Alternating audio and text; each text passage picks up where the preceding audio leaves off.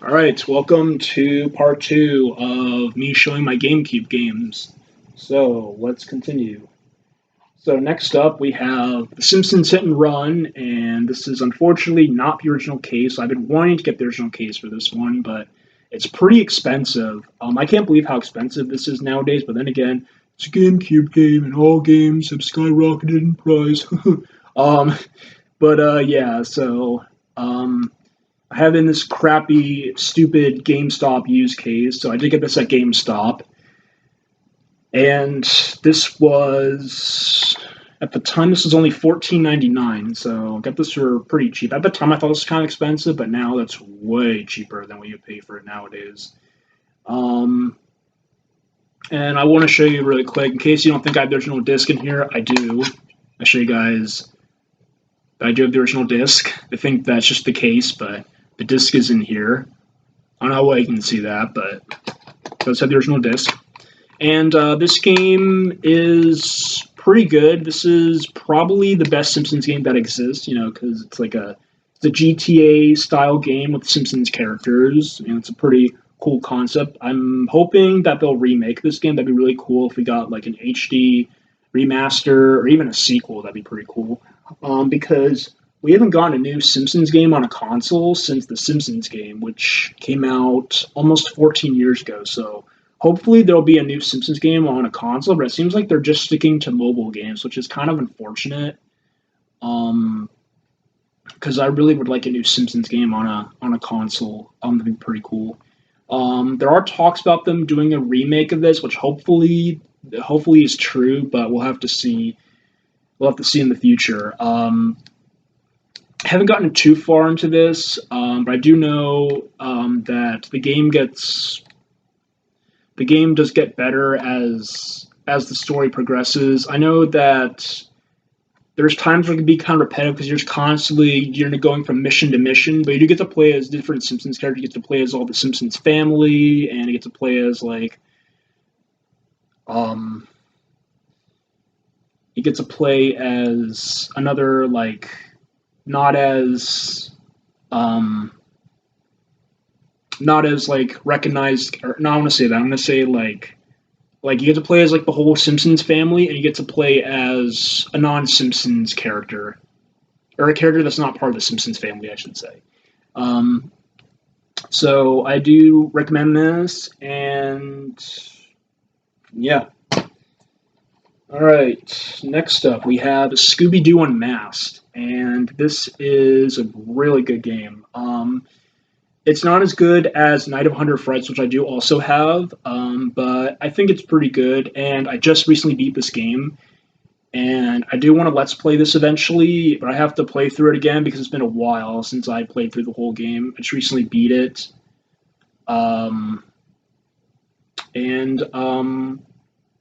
I got this at a used game store, and like I said, it's not as good as Night of 100 Frights, but this was the first. Actually, was it? I think this was. Yeah, I think this was the first Scooby-Doo game that I had that I got a lot of experience with. Because before this, I played Cyber Chase on PS1, and I played a little bit of Night of 100 Frights, but this was the game that really got me into. Scooby-Doo video games. So, if you can track down a copy, I highly recommend it. Speaking of Scooby-Doo, we got Scooby-Doo Night of 100 Frights, which this is considered to be the best Scooby-Doo game that exists, and I do agree with that. I'm not too far into this, but I do want to eventually beat this.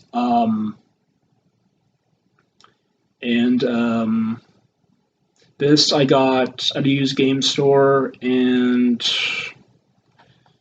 there's no price tag on it, but I do know I got this game for 10% off. I think this was originally how much? I think this was originally $22, and I got 10% off of this, so that's a good deal. I think I mentioned I do also have this for PS2, but unfortunately, the PS2 disc does not read, and my system cannot read the disc. So I'm gonna try to get the scratches buffed out from a used game store that fixes discs, and then I'm probably just going to sell it because I have the GameCube version, and I think I like the GameCube version better. It's just because the GameCube version was the one I originally had, and then I got the PS2 version because I found it cheap. But I still wanted to get the GameCube version because that's the one that I originally had before I traded into GameStop. Um, but yeah, it's pretty good, and I don't really have much else to say about it. It's just a really good Scooby-Doo game. And we got Sonic Adventure DX Director's Cut, which is, you guys should know, this is the original Sonic Adventure. Pretty good. The lighting's not as good as the Dreamcast, but I think this one's more accessible because a lot of people, don't have a Dreamcast, or it's hard to get a Dreamcast nowadays. But Also, spoiler alert, I do have a Dreamcast, but I'm not going to show you guys my games for it because I barely have any games for it, and it's not going to build up to be a big collection ever because there's very few games I wanted for it. But this is not my favorite Sonic game, but this is one of my favorites. Because I don't know. I don't know. I just like Adventure 2 better because I grew up with Adventure 2. I did also grow up with this one, but I have more experience with Adventure 2 and I just know it better than this one. I've never beaten this, but I've gotten pretty close. I'm actually on the final Supersonic section, but I cannot beat it because the final boss is kind of challenging. You have to know you have to build up enough speed by collecting rings, and you have to be able to ram into perfect chaos, and it's frustrating. You have to do that several times until he's defeated. But I don't know. I don't really know what to say about this. I know that this is KGR's. This is Kyle from KGR's favorite Sonic game. So he never gets sick. He could play this several times and never get sick of it. So, and we have Luigi's Mansion, which is my favorite GameCube game of all time. And I've already mentioned Sonic Adventure DX Director's Cut. I got that recently because I didn't have the original case for it. It was in this Blockbuster case, which had the original cover on it, but it was not the original case. And for that one, I paid $20 for it, which is pretty good. I'm not sure exactly how much it's going for, but I thought $20 wasn't bad. This was also one of the first games I got for my GameCube, and it took me a while to beat this. It took me a year to beat this because I remember just getting stuck so many times and took me forever to be able to progress. But it's a lot of fun. I've beaten this game several times, and I've done a couple Let's Plays on this, and I do plan on redoing this for Too Mad for Gaming. So stay tuned for that coming in the future. And this is just a classic. And this was also a launch title for the GameCube, and it's really good. And it wasn't praised as well when it first came out, but over the years it's gotten much more praise and appreciation. And I know it's gotten sequels, but honestly, the sequels don't even hold a candle to the original. The sequels are okay. I heard Luigi's Mansion 3 is pretty good. I've not played Luigi's Mansion 3 a whole lot yet, but I do know Luigi's Mansion 3 is pretty good. But honestly, nothing can beat the original. The original will always be the best. Then we got Harry Potter and the Chamber of Secrets, which this was my first real experience with Harry Potter video games. My first ever Harry Potter video game was Sorcerer's Stone on Game Boy Color. Well, unfortunately, I no longer have it, but I want to get a new copy of it. This game is pretty good. This is considered to be the best Harry Potter game of the entire series, and I agree with that. Because the first game had some problems, and this game fixes a lot of mistakes that the first one had, and This is a player's choice version, and I got this at GameStop. And I think this is one of the better movie tie-in games that exists, and I would highly recommend it. It's just a lot of fun. Then we have the Sorcerer's Stone remake. Because for the longest time, I didn't even know that this game existed. I didn't know that they remade Sorcerer's Stone for PS2, GameCube, and Xbox. This thing just popped up. I didn't know that they remade this game. This came out 2 years after the original game. They decided to remake it, which is interesting, and unfortunately, this is pretty mediocre. This is not nearly as good as the original games. If you want a good Harry Potter experience from the Sorcerer's Stone, I recommend either the PC or the PS1 version. You can try this out if you're curious, but honestly, you're going to be disappointed by it. I'm not really going to say a whole lot about it. And when I first got this, I didn't really like it, but over the years, I have grown more of an attachment. I have grown more of an appreciation for this game, but it's not nearly as good as the Chamber of Secrets on GameCube, PS2, and Xbox. It's not the worst Harry Potter game, but it's just this game feels pretty lazy. So, and that I got for my 14th birthday. Also, that one's really hard to find. Every time I see that game pop up, it's always like $50 or more. So, just to give you a heads up. Then we have Sonic Adventure 2 Battle, which this is my favorite Sonic game of all time. And yes, I have played the 2D Sonic games before I played this one, but this was always my favorite Sonic. This was always my favorite Sonic game. A lot of people say that this one wasn't as good as the first one, but I think it's pretty good. Obviously, the Sonic and Shadow stages are the best.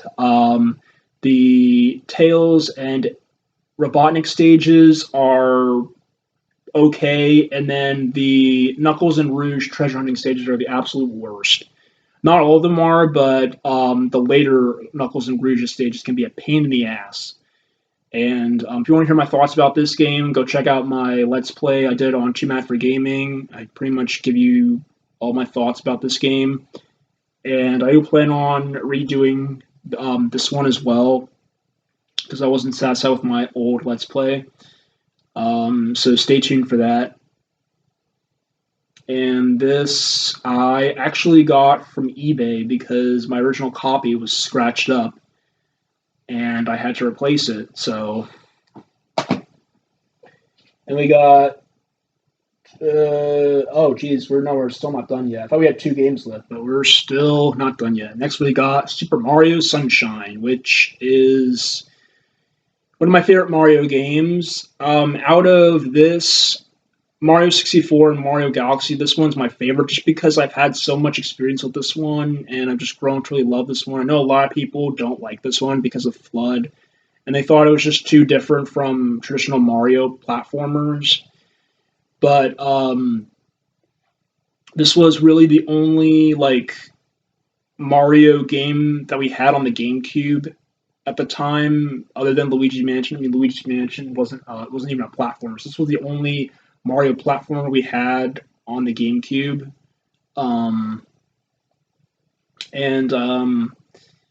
I think it's pretty fun. I have beaten this a couple times. I've 100%ed this a couple times, and I did a Let's Play on my channel. So if you want to hear my thoughts about this, go check that out. But I am planning on redoing this for Too Mad for Gaming. This will actually be my next game that I'll be Let's Playing, so I'm looking forward to it. And yeah, if you can track down a copy, I highly recommend getting it. And that I got at GameStop a long time ago. Actually, I think, yeah, you can see the used GameStop sticker still in the back. Then we got Sonic Meg Collection, which Nowadays, this collection's pretty outdated, but this was a pretty cool collection at the time because you got to play all the classic Sonic games. You got Sonic 1, 2, 3, Dr. Robotnik's Mean Bean Machine, Sonic Spinball, Sonic 3D Blast, and Sonic and Knuckles. And you also had extras too. You could like look at like the instruction manuals and a few comic book covers and artwork and just a bunch of cool stuff.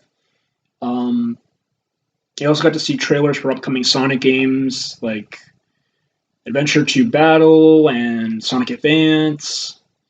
Um, like I said, this is pretty outdated nowadays, but this is still a good way because we don't have a Sega Genesis, so you just have all the games in one collection, and I still recommend it. And I got this at a used game store, and I just had a lot of good memories with this one. And I know a lot of people complained that they didn't like using a GameCube controller to play this, but honestly, I didn't see it. I didn't think it was that bad. I kind of can't get used to playing with a Sega Genesis controller, but I mean, it's not. I mean, it's not the worst. I mean, definitely if you can get a 6-button controller, it's probably better. It'll probably feel better. I mean, but the Genesis only uses like 3 buttons. Actually, just two because you can map one of your actions to the same to two different buttons. The same action to two different buttons. But yeah, this is pretty good. I still recommend it, even though it's outdated. But it's still a good way to play the classic Sonic games. Then we got Mario Power Tennis, which is my favorite Mario sports game of all time. Freaking love this game. Got this at GameStop a long time ago, and I paid $9.99 for this. And it's just Mario Tennis 64 is pretty good as well. I never got to play the one on the Game Boy Color. I want to play that one, and I have not played any of the Mario Tennis games that came after this one. Well, actually, I did get to briefly play. No, I take that back. No, that's a lie. I just remembered. I did get to briefly play Mario Tennis Open for 3DS when that was brand new. I remember I played that at Target. And then I briefly got to play Mario Tennis Aces, which is actually the next Switch game that I want. I know it's mediocre. It's not very good, but I really want to be able to play more of it to see what it's like. But this one is pretty good. This actually got a second release on the Wii where it had the motion controls, which honestly, get the GameCube version. The GameCube version is much better. I played the Wii version briefly, and I really don't think it's that good. It's okay, but get the GameCube version. The GameCube version is so much better. Playing tennis with the GameCube controller is just so much fun. And the opening sequence to this game is pretty good. The opening cinematic is pretty good. This also has bloopers as well, which is pretty cool. But yeah, highly recommend that one. I usually don't want to check my phone during videos, but I just want to see. All right, never mind. Nothing important. Next, we have Charlie and the Chocolate Factory, which I got this recently. And this is one of the worst movie games of all time. It's not the absolute worst, but it's one of the worst. I got this because I was just curious to see what it's like. I saw many reviews on this, and I'm like, yeah, I know it's bad, but I want to see exactly how bad it is. And so far, it's not bad, but it's boring. I played it briefly, didn't get very far, and I might come back to this. But honestly, I don't think I have the patience for this game. I know that there's lots of bugs and glitches, and it's really boring, and it's not very good. Honestly, I don't even know why they even made a game for Charlie and the Chocolate Factory, because how the fuck do you make a game based on Charlie and the Chocolate Factory? Well, they found a way to do it, and they fucked it up pretty bad. But you know what I'm gonna say. Stay away from this game.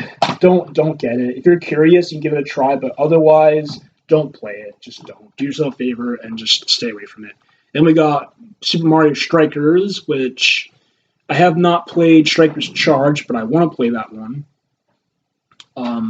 This one, honestly, I didn't really care for it a whole lot. I know it's not a bad game. But honestly, just the Mario characters playing soccer never caught on for me like it did with the Mario characters playing tennis, just because I was never really a big fan of soccer. I've always liked tennis and baseball better. Um, and golf's also okay. I'm not a huge fan of golf, but I much rather actually play golf in real life than play it like on a video game. Like Wii Sports Golf, I really enjoyed, but I don't know. There's something about Mario Golf that never really caught on for me. But with that said, I know how good Mario Golf 64 and Mario Golf Total Tour are. So I will give those another chance sometime. Um, but hmm, I don't know. This game never really caught on with me. I did have fun when I played it, but I have not played it a whole lot. I may give it another try, but honestly, I don't know. I don't really know what to think about this game, to be honest. Then we got Mario Kart Double Dash, which is it's pretty good. I know a lot of people don't like this one because they thought that the whole two people on a cart was not necessary, and I know that the tracks in this game are kind of simplistic and boring, but the battle mode is a lot of fun. I play the battle mode with my friends all the time, and we have a blast. And and this is actually not my original copy because I actually had to replace this game because I actually lost this, and then I found it after I got a new copy of it, and then I just gave it to a friend. So I got a new copy for Christmas the one year, and I was very happy about it because for the longest time this game was missing in my collection. Um, but uh, but yeah, just the races aren't the best, but the multiplayer mode is a lot of fun. So I recommend giving this a shot. Then we got Mario Superstar Baseball, which I have not played a whole lot of this game. I play this with my one friend all the time, and he always kicks my ass because he's so good at this game. Because this was one of his childhood games, and he played the crap out of this. So he has a lot of experience. I don't think this is as good as Super Sluggers because Super Sluggers you have like the special moves. Actually, I think there's special moves in this one as well when you're like hitting a ball or when you're pitching. But I don't know. I just Super Sluggers really improved on this game, and unfortunately, there hasn't been a new Mario baseball game in almost 13 years. So unfortunately, it seems like they've abandoned the Mario baseball series, which is unfortunate because I would have loved to see a new game on the Switch. But it seems like they've abandoned the series, unfortunately, because maybe because Super Sluggers didn't sell very well or something. But I don't know. Um, Not a bad game. I'd still recommend it, but I don't think it's as good as Sluggers. So then we got Mario Party 5, which this is actually the very first game I got for the GameCube, and this is not my original copy. I've actually gone through 3 copies of this game. The first copy I got for Christmas with my GameCube, and then I stupidly traded it for another game. And then my second copy I actually got for my 6th grade graduation, and I lost it. And then I got another copy from GameStop, and this was 1999 at the time. Pretty good. I know that this game is pretty random. There's a lot of randomness in this, but the boards are pretty well crafted. They're pretty creative. The mini games are pretty good as well. This was the first game that introduced the orb or the capsule system, so you don't have items anymore. And unfortunately, when you put when you put capsules on red and blue spaces, unfortunately, um, they hurt you. You're not protected by your own capsules or orbs. Thankfully, they fixed that in 6 and 7. But still, it's just because of nostalgia. I really love this game. Still holds a special place in my heart, and I still recommend it. It's not as good as the other GameCube Mario parties, but I don't think it's as bad. I don't think it's as bad as people say it is. And we got the original Super Monkey Ball, and yes, I actually played 2 before I played 1. Um, and like I said, I think that this game is a little too challenging. I like the second one better because I feel like The challenge was more, the difficulty was more fair in the second one, but it was the first in the series, so they had some things to improve in the sequels. Still pretty fun. I never got too far into this, but I've played quite a bit of it. I've played mostly the multiplayer mode. I have not really done the single player mode. I used to play the crap out of like the party games with friends, but um, like I said, I found this game to be pretty challenging, and it can easily, get frustrated. But um, Yeah, happy 20th anniversary, Super Monkey Ball. That's why we're getting Monkey Ball Banana Mania to celebrate the 20th anniversary. And we got SSX on tour. I really don't have a whole lot to say about this because I played it a few times and I really don't think it's that good. I paid $12.99 for this, which is honestly, I feel like it's too much. I shouldn't have paid that much for this crappy game. I really don't have a whole lot to say about it. Moving on. Then we got Super Smash Bros. Melee. I'm going to try to move through these quicker because I want to try to not make this go over 30 minutes. But I probably will because I still have one, two, three, four. I still have like 8 more games to go, so I'm going to try to make this quick. Melee is pretty good. It's not as good as Brawl, but the characters move faster in this game. I feel like the characters were slowed down in Brawl. This is pretty outdated nowadays, but it's still good. I come back to this every once in a while, and I still really enjoy it. Then we got Legend of Zelda Collector's Edition, which is pretty good because you get to play Zelda 1, 2, Ocarina of Time, and Majora's Mask. Plus, you get a 20-minute playable demo of Wind Waker, which is pretty cool. Because at the time, Wind Waker was the newest Zelda game. Yeah, Wind Waker was the newest Zelda game at the time. And this was also the game that came with my GameCube. So this and Mario Party 5 were my first 2 GameCube games. And this was, I think, my first experience with Zelda. So this was a pretty special. This game is pretty hard to get because it's really expensive nowadays, but it's pretty good. It's just, you got 4 of the Zelda games in one package, and it's a pretty good time. I do recommend this.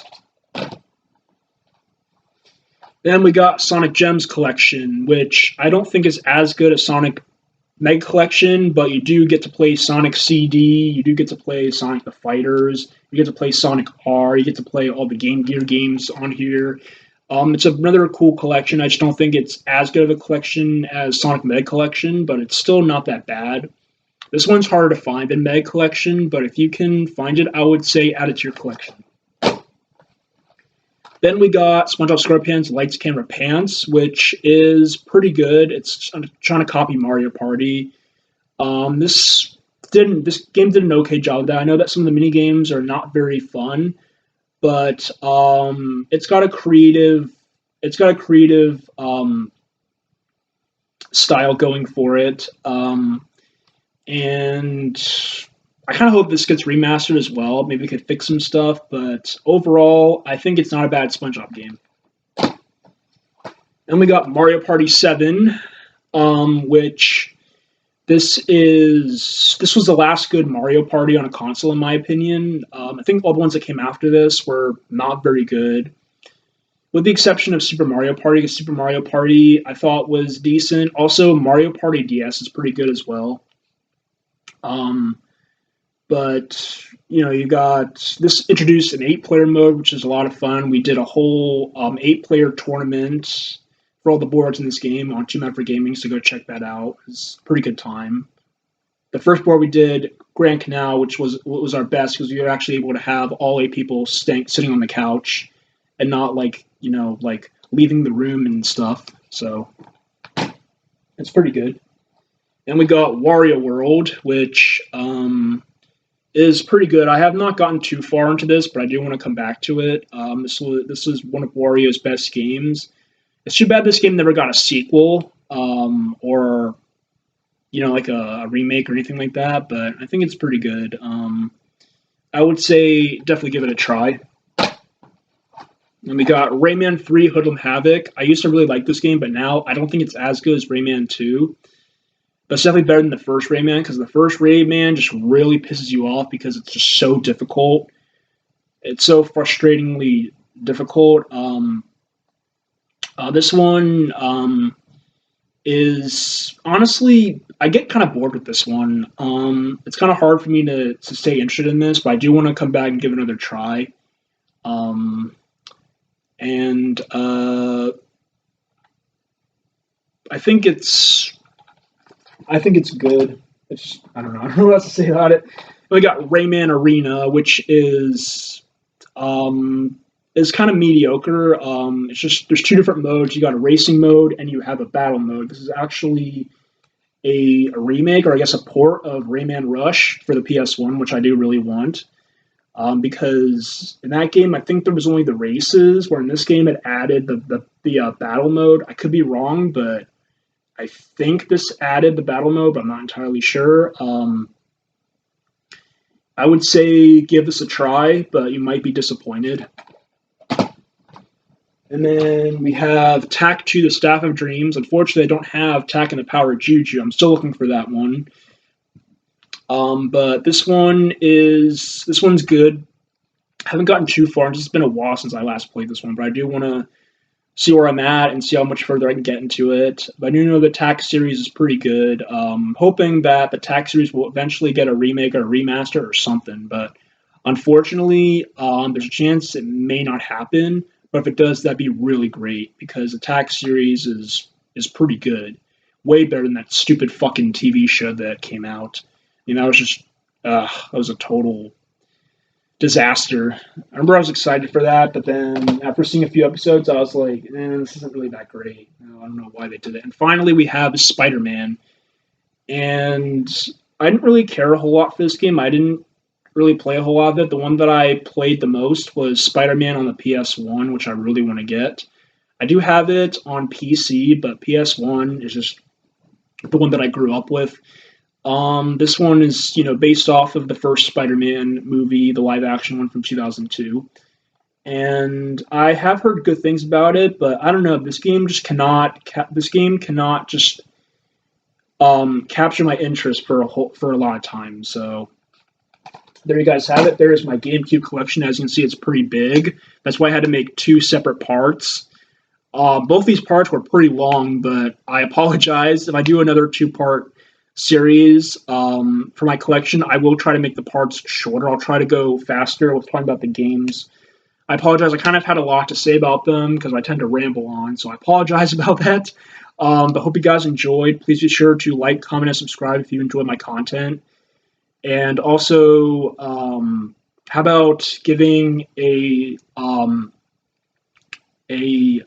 subscription to Too Mad for Gaming as well, because we really appreciate it. We're almost at 400 subscribers, so we're pretty close. And we really appreciate your time and support with our channel, or your contribution as well. We really appreciate it, and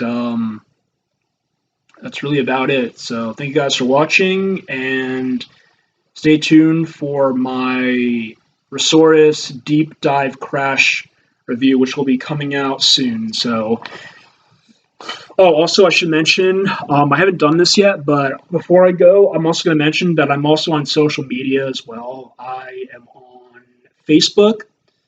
I have a Twitter. And I also have Instagram. I don't really do a whole lot on Twitter and Instagram, but I do plan on making some more tweets, and I do want to post more stuff on Instagram. I want to take pictures of my action figures and more in-depth pictures of my collections and all that good stuff. So if you want to follow me on Facebook, Instagram, and Twitter, that'd be pretty cool. I also have a Discord as well, so if you guys ever want to talk to me, you can do that as well. I'll put all this in the description below. And yeah, that's really about it. That's it for real this time. So thank you guys for watching, and I will see you guys later. Peace out, guys.